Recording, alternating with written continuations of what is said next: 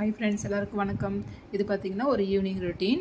பசங்களுக்கு சரி பஜ்ஜி செஞ்சு தரலான்னு சொல்லிட்டு செய்ய ஆரம்பிச்சிட்டேன். கொஞ்சமாக கடலை மாவு, அரிசி மாவு, தனி மிளகாத்தூள், கொஞ்சமாக பெருங்காயத்தூள், உப்பு, கொஞ்சமாக சோடா, கொஞ்சமாக ஜீரகம் சேர்த்துக்கலாம். சேர்த்துட்டு நல்லா மிக்ஸ் பண்ணி விட்டுட்டு தண்ணி ஊற்றிட்டு நல்லா மாவு கரைச்சிக்கலாம்.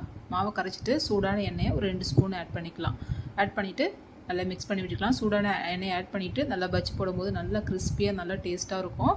நான் வந்து இன்றைக்கி வாழைக்காய் பஜ்ஜி தான் செய்ய போகிறேன். வாழைக்காவை நல்லா டிப் பண்ணிவிட்டு ஆயிலில் போட்டு பொரிச்சு எடுத்துக்கலாங்க. பசங்களுக்கு பார்த்திங்கன்னா அன்றைக்கி ஈவினிங் ஸ்நாக்ஸ் பார்த்திங்கன்னா பஜ்ஜி தான் செஞ்சு கொடுத்துருந்தேன். ரொம்ப நல்லா இருந்தது, ரொம்ப விரும்பி சாப்பிட்டாங்க. இதோட பார்த்திங்கன்னா டீ தான் நாங்கள் போட்டுவிட்டோம். பசங்களுக்கு பால் ஆற்றி கொடுத்துட்டு நாங்கள் டீ இதோட பஜ்ஜியோடு சேர்த்து சாப்பிட்டோம். ரொம்பவே நல்லா இருந்தது, ரொம்ப டேஸ்ட்டாகவும் இருந்தது பஜ்ஜி. ஓகே ஃப்ரெண்ட்ஸ், இந்த வீடியோ பிடிச்சிருந்தா லைக் பண்ணி ஷேர் பண்ணுங்கள். தேங்க்யூ.